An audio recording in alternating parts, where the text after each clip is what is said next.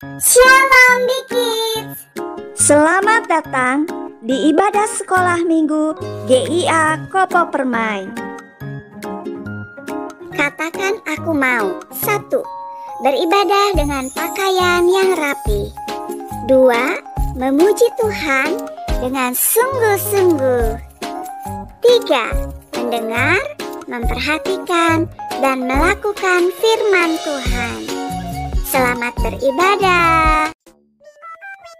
Shalom Big Kids, selamat tahun baru 2022.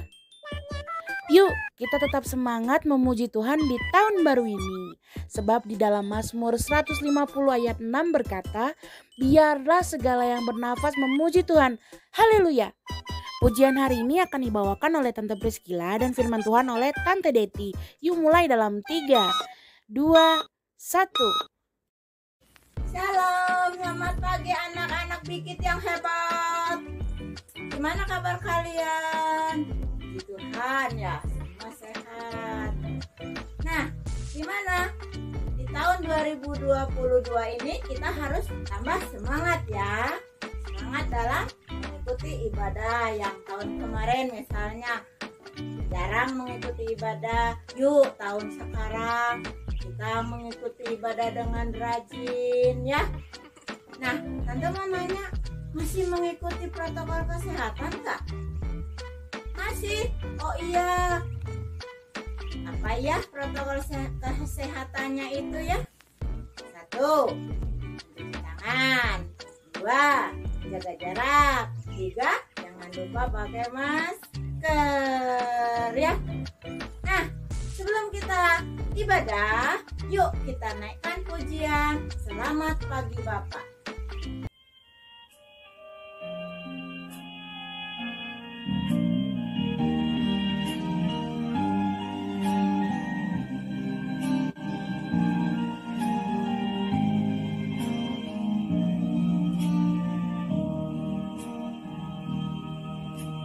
Selamat pagi Bapa, selamat pagi Yesus, selamat pagi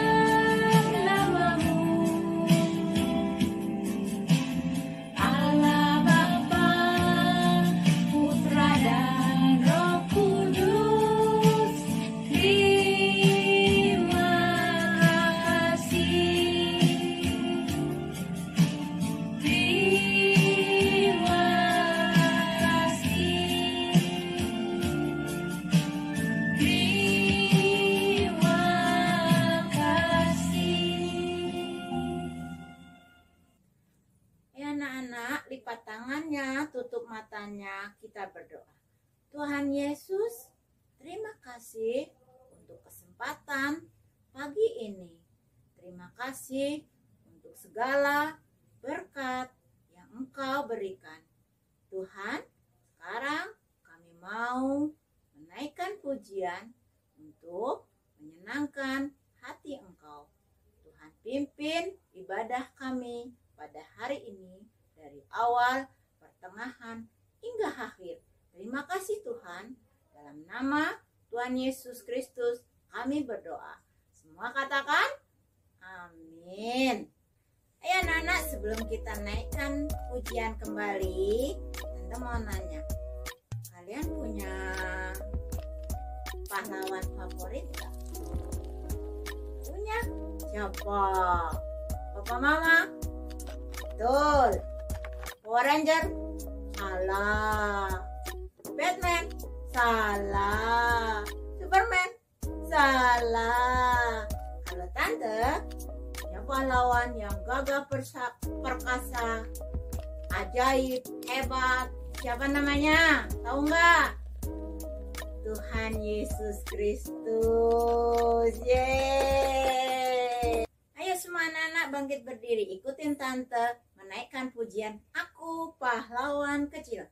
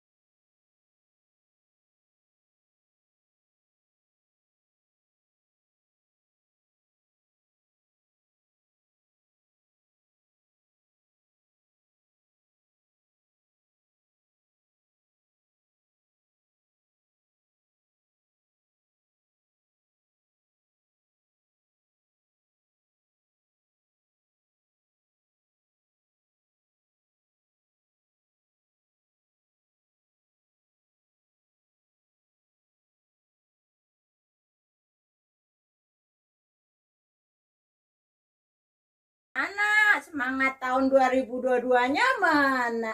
Yuk, naikkan kembali pujian ini yuk. Semangat!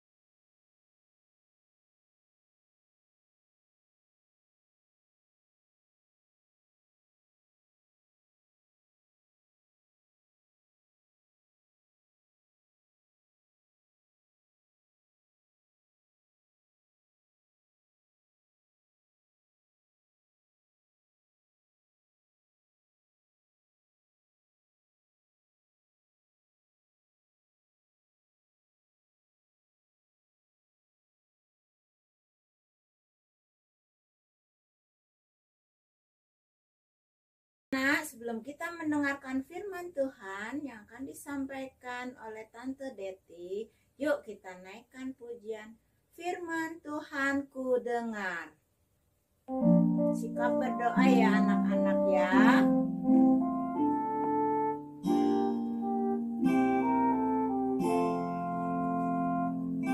Firman Tuhan ku dengar, ku tanam di hatiku, ku ingin bertumbuh subur, berbuah lebat. Yesus tolong padaku. Firman Tuhan ku dengar, ku tanam di hatiku, ku ingin bertumbuh subur, berbuah lebat. Yesus tolong padaku. Masih dengan sikap berdoa, ayo kita naikkan lagu ini sekali lagi.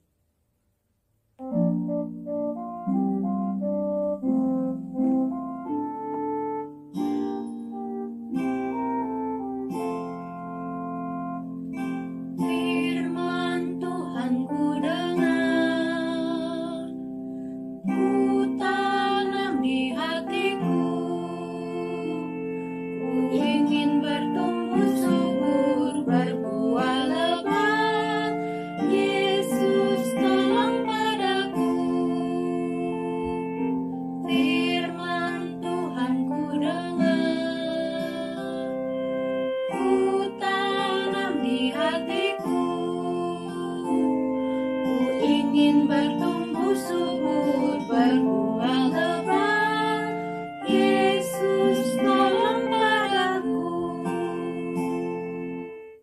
Ya anak-anak, silahkan mendengarkan firman Tuhan yang akan disampaikan Tante Deti.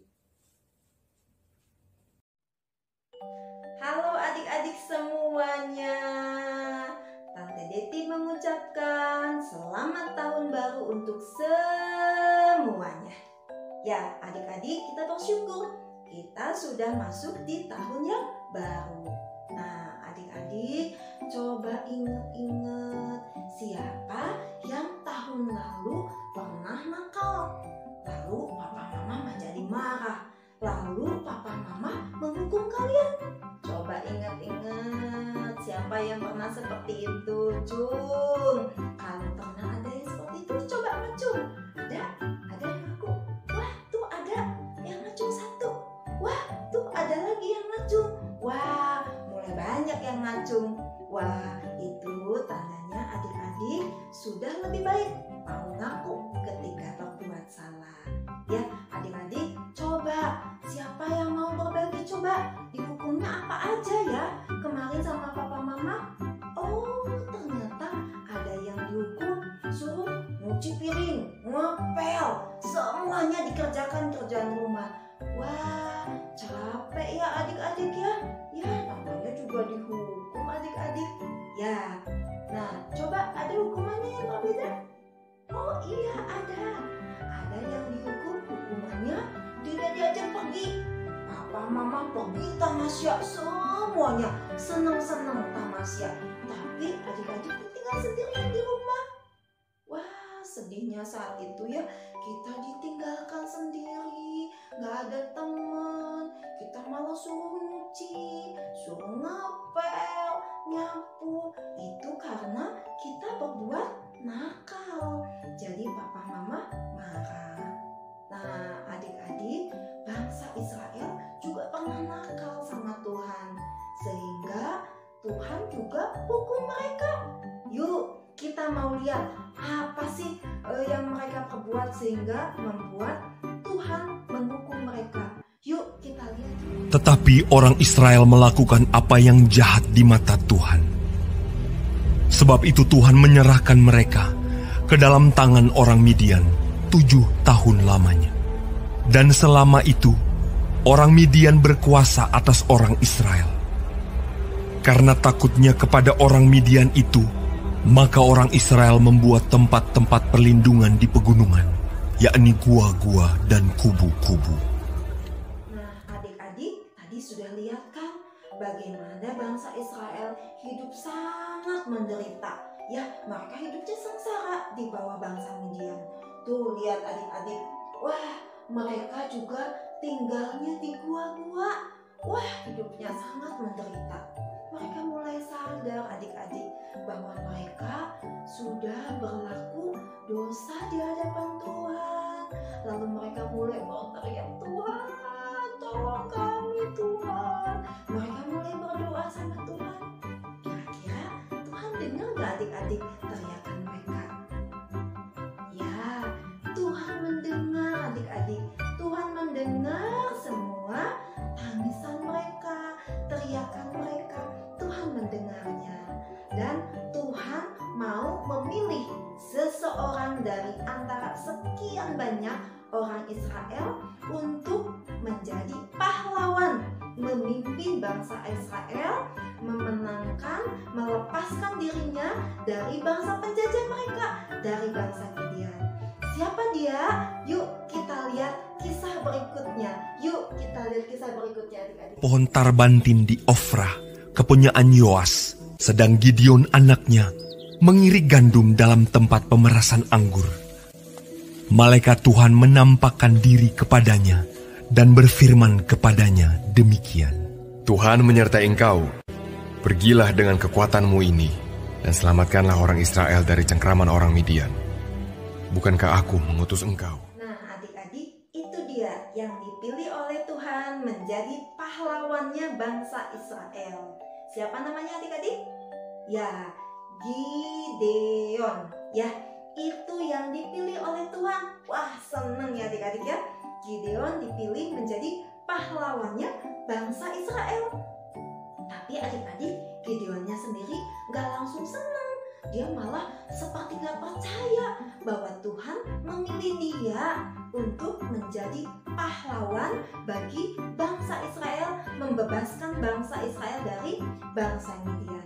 Bahkan Gideon sampai minta tanda loh adik-adik kepada Tuhan. Betul gak dia yang dipilih? Yuk kita lihat percakapan Gideon dengan malaikat Tuhan yang memberitahukan kepadanya bahwa dialah pahlawan bangsa Israel yang ditunjuk. Yuk kita lihat percakapan Gideon. Tetapi jawabnya kepadanya, Tuhanku, tetapi sekarang Tuhan membuang kami dan menyerahkan kami ke dalam cengkraman orang Midian. Jika sekiranya aku mendapat kasih karunia di matamu, maka berikanlah kepadaku tanda bahwa engkau sendirilah yang berfirman kepadaku. Masuklah Gideon ke dalam, lalu mengolah seekor anak kambing dan roti yang tidak beragi, dibawanya itu kepadanya, lalu disuguhkannya. Maka timbullah api dari batu itu dan memakan habis daging dan roti itu. Maka aku membentangkan guntingan bulu domba di tempat pengirikan. Apabila hanya di atas guntingan bulu itu ada embun, tetapi seluruh tanah di situ tinggal kering. Dan demikianlah terjadi, dan diperasnya air embun dari guntingan bulu itu, secawan penuh air. Sekiranya yang kering hanya guntingan bulu itu, dan di atas seluruh tanah itu ada embun. Dan demikianlah diperbuat Allah pada malam itu. Nah adik-adik, tadi sudah melihat kan bagaimana Gideon meminta 3 tanda dari Tuhan untuk memastikan bahwa memang dialah yang dipilih. Tante Diti mengulas sedikit ya, mengulangnya adik-adik ya, supaya adik-adik mengingat cerita ini. Tanda yang pertama tadi apa adik-adik? Ya, Gideon mengolah makanan lalu menyajikannya kepada malaikat Tuhan itu. Tiba-tiba turunlah api menyambar makanan itu, sehingga makanan itu menjadi habis ya adik-adik ya. Dan tanda yang kedua adik-adik, pada saat itu Gideon membawa kulit domba. Ya, kurang lebih seperti ini adik-adik ya. Gideon membawa kulit domba dan Gideon minta sama Tuhan, Tuhan, kalau Engkau memang memilih aku, Tuhan turunkan embun hanya ada di atas kulit domba ini saja Tuhan embunnya. Sementara tanah-tanah di sekitarnya tidak ada embunnya. Adik-adik, ternyata Tuhan menjawab permintaan Gideon. Tuhan menurunkan embun dan hanya sekitar kulit domba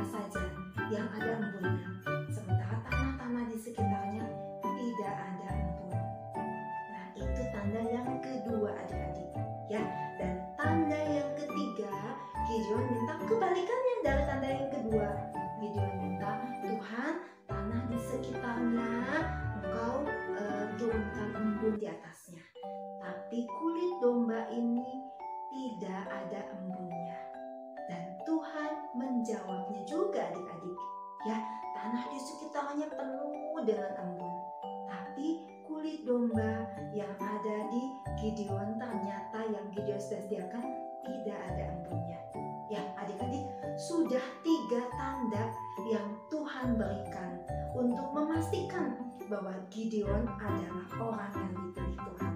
Dengan ketiga tanda itu, Gideon yakin, mantap ya, bahwa Gideonlah yang dipilih oleh Tuhan menjadi pahlawan bangsa Israel dan membebaskan bangsa Israel dari bangsa Midian. Wah adik-adik, lihat gak di belakang sana? Kok jadi banyak sekali orang ya adik-adik ya? Wah banyak sekali orang ya adik-adik ya. Kenapa ya adik-adik? Tadi kan cuma ada malaikat Tuhan dan Gideon ya. Kenapa kok jadi banyak sekali orang ya adik-adik ya? Ada yang tahu adik-adik? Ya adik-adik, rupanya adik-adik, setelah Gideon mantap mau menjadi orang yang Tuhan tunjuk untuk menjadi pahlawan bangsa Israel, ternyata Gideon mengumpulkan sekian banyak orang adik-adik.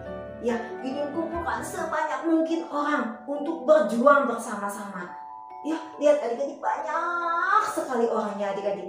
Ya, tapi adik-adik, ternyata orangnya menurut Tuhan itu kebanyakan ya adik-adik. Yuk kita dengarkan apa kata Tuhan kepada Gideon. Berfirmanlah Tuhan kepada Gideon, terlalu banyak rakyat yang bersama-sama dengan engkau itu. Siapa yang takut dan gentar, biarlah ia pulang. Lalu pulanglah 20.000 orang dari rakyat itu, dan tinggallah 10.000 orang. Wah, sekarang sudah 20.000 orang berkurang. Wah, sudah cukup ya kayaknya sekarang untuk bangsa Israel berperang melawan bangsa Midian. Ya, tapi rupanya adik-adik, menurut Tuhan jumlah itu masih kebanyakan adik-adik. Yuk, kita mau lihat apa yang Tuhan lakukan supaya jumlah orangnya dikurangi lagi adik-adik. Ini kata Tuhan masih kebanyakan adik-adik. Yuk kita lihat orang-orang ini mau diapakan ya adik-adik ya.